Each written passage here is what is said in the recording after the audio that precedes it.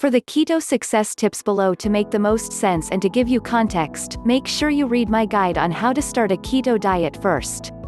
1. Start simple, keep it simple, especially when you are starting out.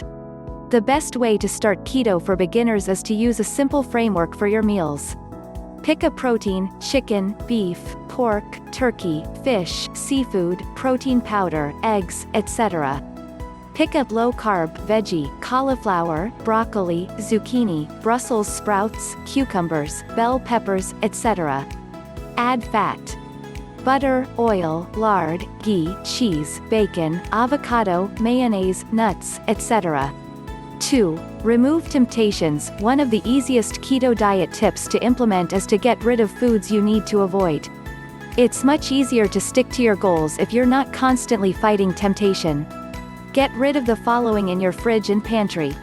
Grains including wheat, bread, pasta, rice, oats, cereal, corn, etc. Sugar including table sugar, candy, pastries, cakes, ice cream, chocolate, soda, juice, honey, maple syrup, etc. Starchy vegetables including potatoes, sweet potatoes, parsnips, etc. Legumes including beans, lentils, chickpeas, etc. Peanuts are an exception in moderation. High sugar fruits including bananas, pineapple, oranges, apples, grapes, etc. Low-fat dairy and milk including all cow's milk, except heavy cream is fine, low-fat cheese, etc. Seed and vegetable oils especially margarine, canola oil, corn oil, grapeseed oil and soybean oil. Processed low-carb foods depending on ingredients, so read labels for hidden sugar, starch, and artificial ingredients. If your family is not on board with low-carb eating, getting rid of everything may not be possible, and that's okay. If others in your household want to continue eating these foods, gather everything you want to avoid and store it together, so that you can at least avoid a certain cupboard, fridge shelf, etc. 3. Stock your fridge. Along with getting rid of all the good stuff, fill your fridge with plenty of good stuff. Healthy fats like avocado oil, butter and coconut oil, leafy greens like lettuce, spinach and kale, low-carb vegetables that grow above ground like zucchini, cauliflower and asparagus, meat like beef and pork, poultry like chicken and turkey, seafood like fish and shellfish, full-fat dairy like cheese and heavy cream, eggs, low-carb fruit like avocados, the fruit exception that doesn't need to be in moderation, raspberries and coconuts. Get the full keto food list for beginners here, including more details and a handy printable version. Notice the main focus is real, whole foods. 4. Stock your pantry. Don't forget to stock your pantry with keto staples, too. Pantry ingredients are most prone to be high in carbs, but here are the types of items you'll want to keep. Herbs and spices like basil, dill and cinnamon, low-carb condiments like mayo, hot sauce and mustard, nuts and seeds like almonds, macadamia nuts and sunflower seeds, sugar-free sweeteners like erythritol, monk fruit and allulose, low-carb flours like almond flour, coconut flour and flaxseed meal, sugar-free beverages like water, coffee and tea. And one big thing you don't need in your pantry? Exogenous ketones, diet supplements, and processed products labeled keto. Always read labels and check if the actual ingredients are keto-friendly. While ketones are a controversial topic and some people have found that they help a little, they are absolutely not necessary to have success. Your body will produce ketones on its own if you restrict carbs enough.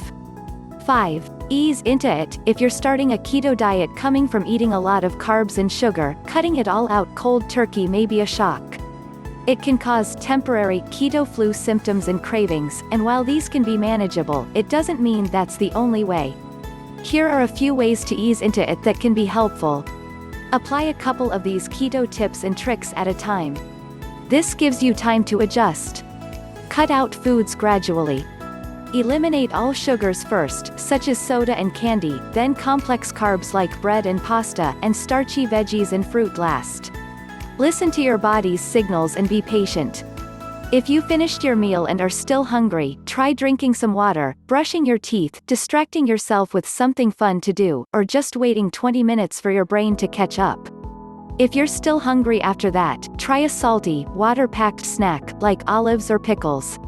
6. Carbs are a limit, protein is a goal and fat as a lever. The most important key to getting into ketosis is restricting carbohydrates, but there is more to it. Your other macros, which is short for macronutrients, play a role as well. In a nutshell, here is how to understand macros for the keto diet. Carbs are a limit.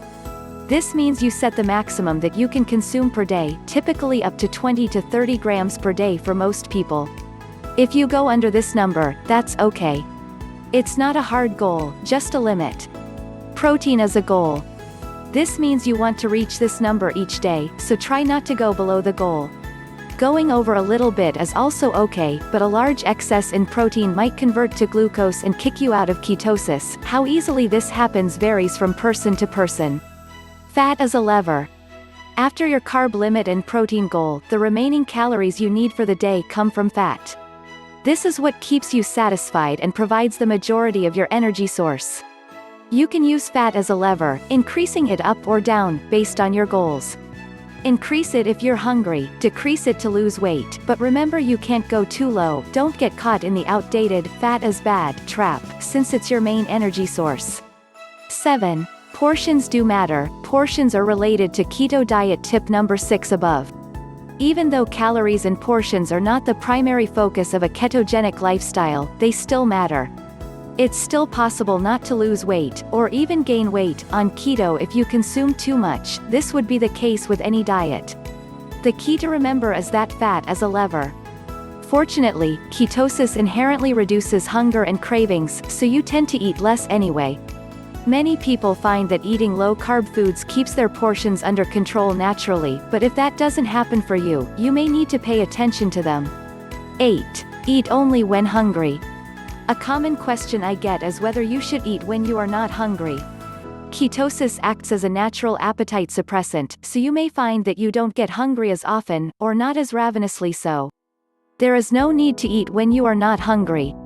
Simply focus on hitting your protein goal when you do get hungry and eat, but otherwise let your body signal when to eat. 9. Avoid the keto flu. Maybe you've heard of the keto flu, or maybe you've just experienced side effects of starting keto. It's one of the most common questions about the keto diet for beginners. As your body shifts its primary fuel source from glucose and carbohydrates to ketones and fat, it can take your body some time to adjust to this metabolic change. Ketosis also flushes out a lot of water stored in the body, which can cause your electrolyte levels to dip. How to avoid the keto flu? The good news is, the keto flu is temporary and avoidable. The short version is, make sure you get enough electrolytes, especially sodium, potassium and magnesium, to avoid the keto flu. Salting your food generously is one of the best things you can do here. Some people even add sea salt to their water. Easing into it slowly can also help. 10. Stay hydrated. Drinking water is great for anyone, but especially if you are in ketosis. Eating carbs causes us to store more water in our bodies, while a keto diet flushes out more water, so it's even more crucial to drink enough. Aim for 16 cups per day. Get your custom keto diet plan link in description.